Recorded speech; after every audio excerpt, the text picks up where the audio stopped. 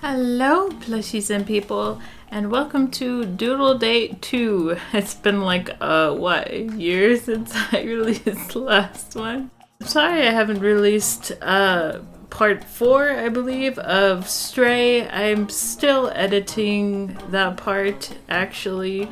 But I had a little interloper, a little bit of a distraction. Actually, I had a baby. So this little thing, this little agent of chaos, his name is Loki, and he came into my life just as he is a little agent of chaos. And he is currently teething, and I just so happen to be his favorite chewing toy. I will finish editing as soon as possible, but for now I decided to do something a little bit easier. And since we're all excited, or I am excited anyway, for the release of Pokemon Scarlet and Violet today, I decided I'd do something to celebrate, and we'd play around with the Pokemon generators that everybody keeps toying around with, that I keep seeing on my YouTube feeds. So, without further ado, let's try our best. So the thing about these generators is that sometimes you get some really interesting, cool stuff that you can stretch your creative muscles with, and then other times you get, I don't know, a mangled mess. It just got parts here and there strewn about, and who knows what's going on there.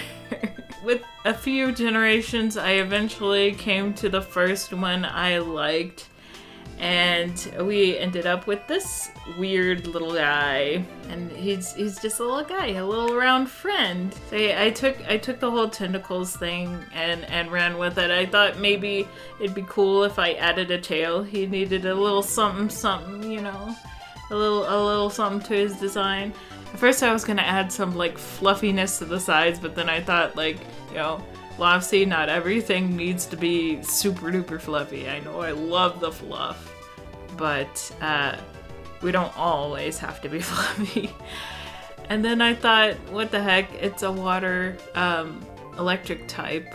Why don't we make it into a light bulb, a play off of the eel type? And this is what I came up with.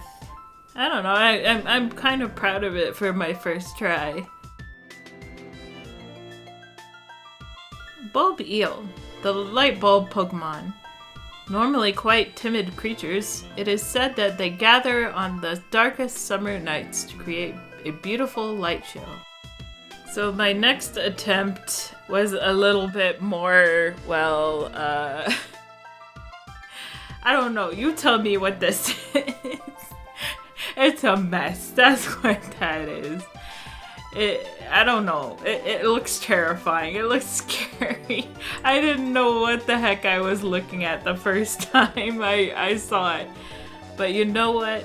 I came here to challenge myself, and I thought, I'm gonna do it. I'm gonna challenge myself. I'm gonna take this and I'm gonna run with it. I'm just gonna do something. I'm gonna go crazy. And by gum, I did it. I don't know how, but I did it. So, here we got a little creepy crawly here. You arachnophobes out there, look away. So one of the things I like about the, the Spooter variety of Pokemon is that, at least for the less, intense arachnophobes like me, it's a little less intimidating. They're a little round. They're a little less scary. A little less intimidating. I don't want a team of these things, but you know, they don't look like what they're based off of, at least, and that's kind of what I tried to capture here. He's a little scary guy. He's trying to be threatening, but he doesn't look like, you know, what he's supposed to be. You know, and his whole thing is he's got the scary eyes. You know, are those real eyes? Are those fake eyes? You know, who knows? But those pincers are real. Stay away from those. He's gonna give you a nasty bite.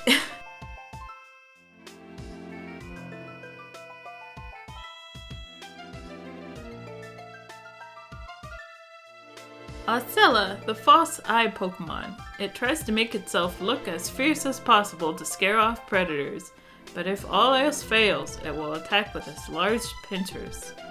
So, funny thing with this Pokemon's name, I actually looked up the scientific name for the false eye spots, the patterns in the animal kingdom, and it's Oscilli or Oscillus. So that's what its name is based off of. So, you guys probably aren't very surprised by this, but I'm a sucker for fairy types. So obviously I had to do a fairy type. And I just came up with this little guy here through my generations, and I just had to give him a try. I know we already have like a rock and a fairy type, so I made him just a regular fairy, but you know, we're going for it. And I know a lot of the fairy types that we have currently in the generations are like really cutesy. I know at least with the Galar Pokedex that we got Impidimp, which is a little more with the old-timey fairy and pixie. I love how I had to elongate the forehead for days with this man. But yes, the old fairy and pixie folklore, fairies and pixies are actually rather mischievous. They play pranks, and they're kind of scary even in some cases. And I almost wanted to capture that with these guys. They look deceptively cute, but they're not. They'll get ya. They'll steal your socks in the night. You know, they'll hide your keys. You know, they're the gremlins of the Pokemon world, if you will. Also, I don't know how it happened, but oh my goodness, I went crazy on the lighting here. What's happening? Are we ascending? What? Like a solar flare coming in at us? What? Don't worry, I fixed it towards the end there. Looks like, at least. I had the sense.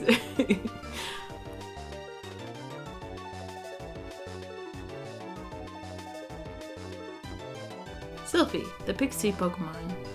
Despite its innocent appearance, it is known for making all sorts of mischief in the dawn and twilight hours.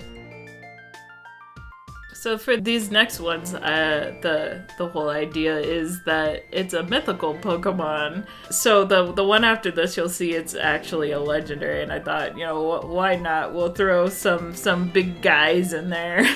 I didn't actually know that they could throw in some legendaries in the generation at you, but apparently so. But I thought it would be fun to do something bigger and crazier and scarier. So here we are. So since these ones are a little bit more complex, I started with a bit of a sketch. So the funny thing about this guy, I know that most of the Pokemon, they don't have a lack of legs. I think the only one that comes to mind is Darkrai, and I think maybe that's where I get some of the randomization for this guy, maybe. But instead of floating around, fun fact, I just sort of imagined this guy just running around on the ground with his arms, with his big beefy arms. He's just running. Just imagine this guy coming at you in the middle of the night. He coming. But Anyways, I just imagine like he's really super heavy. Part of the lore is that he came from outer space. He's a meteor. So he's like super heavy, super like made of like rock and metal, that kind of stuff. Maybe, you know, he can't float even if he wanted to.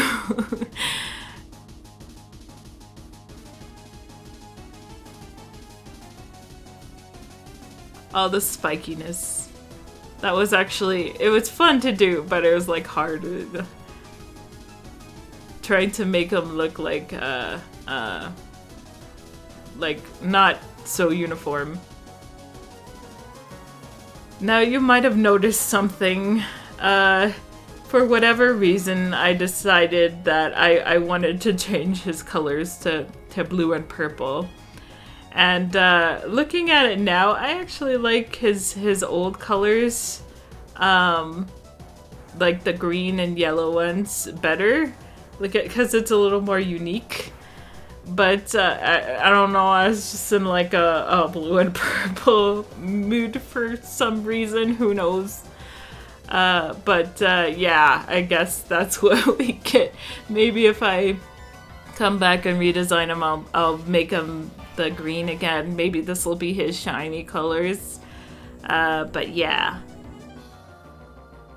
And you might have noticed he has a big mouth in the body. That maybe that's a little too Digimon, but that's what you get, buddy.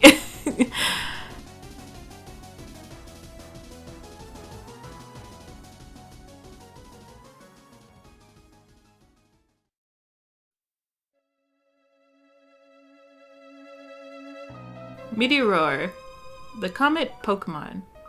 A highly elusive Pokemon said to be born of a shooting star.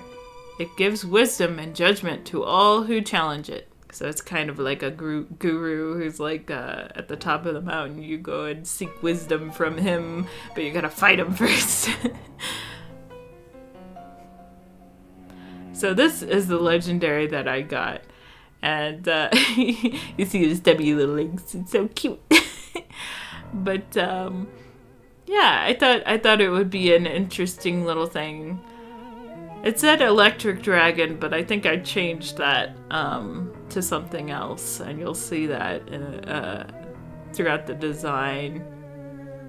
That I believe I made him a ghost type. I don't think we have many ghost types except for like Giratina. I think that's the only one. Correct me if I'm wrong. I'm sure all of the Pokemon nerds, all of my fellow Pokemon nerds out there are screaming at me, but who knows?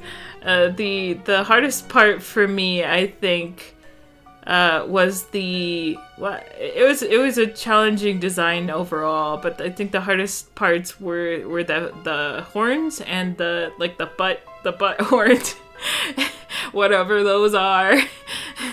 They like expel, I guess the lore is they expel energy because he's supposed to exude like energy. He's based partially off of a Kirin, right? And instead of having like the energy coming off of his legs like some designs for Kirins have, I had it coming out of his butt. No fart jokes, please.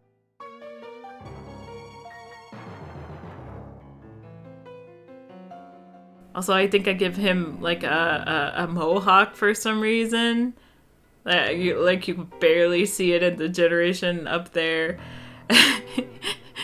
And for some reason, it made me laugh so hard because it looks like the most 90s thing you ever seen, and it like what comes to mind is like the mascot that Burger King had for like the briefest of periods, like in the peak of 90s.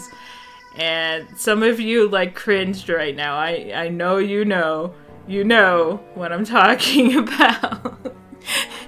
and a part of your childhood just came rushing back, and you're just like, oh man. But that's what it made me think.